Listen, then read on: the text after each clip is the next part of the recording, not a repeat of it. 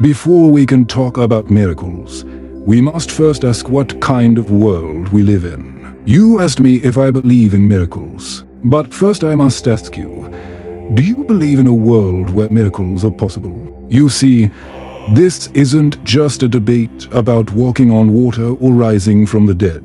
It's about worldviews. You and I, and everyone else, live under one of two banners. Either nature is all there is, a self-contained machine running from cause to effect with no room for outside influence. Or there is something beyond nature, a mind, a will, a God who created nature and, if he wishes, may act within it. I call the first view naturalism, and the second supernaturalism. If naturalism is true, then not only are miracles impossible, but so, in fact, is everything else that matters, as I will shortly argue.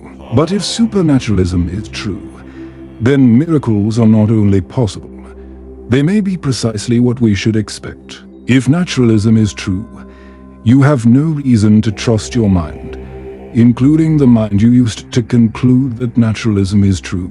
This is, I admit, the most difficult argument in my book, but it may also be the most important. If every thought you have is merely the result of atoms bouncing in your skull, then your reasoning is not grounded in truth, but in blind physical causes. It would be like saying you believe your pocket calculator tells the truth, not because it was designed that way, but because a series of mechanical accidents just happened to make it do so.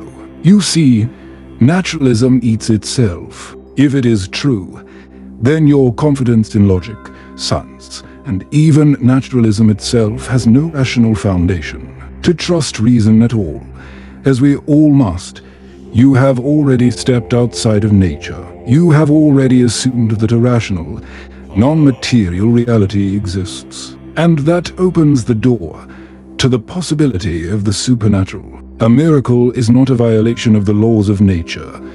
It is a new event introduced by the author of nature. Imagine you are reading a novel.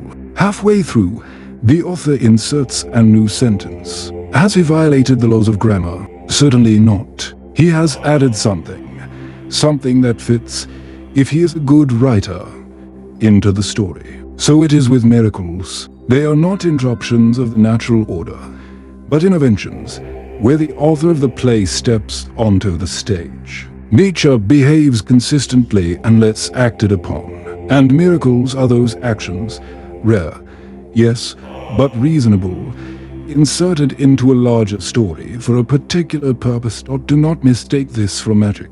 Magic is man's attempt to manipulate spiritual powers. A miracle is God's decision to give a sign. The central miracle is not water into wine, but God into man. All the other miracles, the healings, the raisings, the signs and wonders, they are, if I may say so, miracles. But the great stone thrown into the pond is the Incarnation, the belief that God himself entered into his own creation as a man. This is not myth. It is not sentiment. It is a claim of staggering clarity and specificity, that the eternal God became the infant in the manger, the teacher on the hillside, the sufferer on the cross. If that miracle happened, if God truly became man, then all the rest follow easily. The Incarnation is the key that unlocks all the other doors. Miracles often resemble nature, because they come from the same artist. Have you noticed how many of Christ's miracles resemble things nature already does? Wine from water. Nature does it too, through the vine, the grape, and the passage of time. Christ did it faster. Bread multiplied. God does this daily through wheat in the field. Christ did it instantly. Resurrection. Nature hints at it in springtime, in the seed buried and reborn. Christ did it with finality. You see, the miracles are not against nature. They are nature accelerated, concentrated, and fulfilled. They reveal what creation was meant to be, and what it will be again. There are two kinds of miracles. One reminds us of where we come from.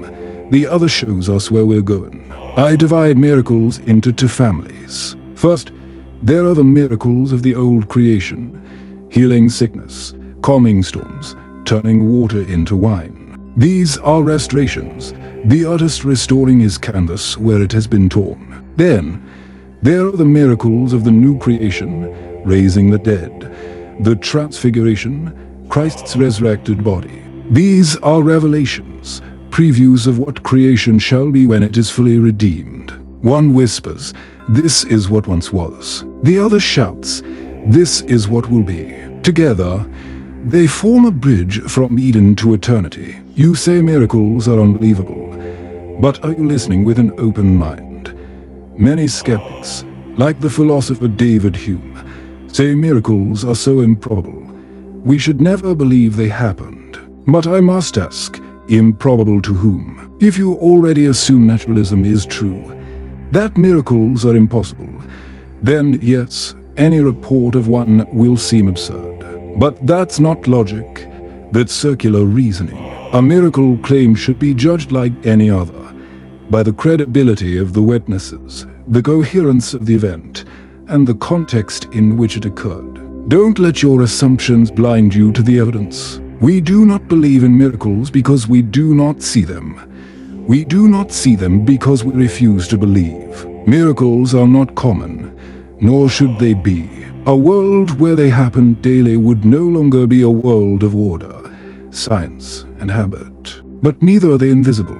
They are like flashes of lightning on a dark road, sudden, bright, and meaningful.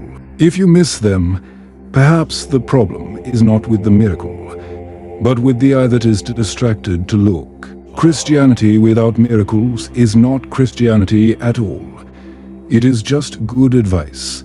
Remove the miraculous from Christianity, and you do not get a weaker version. You get a different religion entirely. Jesus did not come to offer life tips or gentle moral lessons. He came to announce the kingdom and to demonstrate it. Water became wine. The lame walked. The dead lived. And above all, the tomb was empty. These are not decorations. They are the foundation. If they are not true, then Christ is a fraud, and we are wasting our time. But if they are true, then God has broken in. The other has come on stage, and nothing can ever be the same.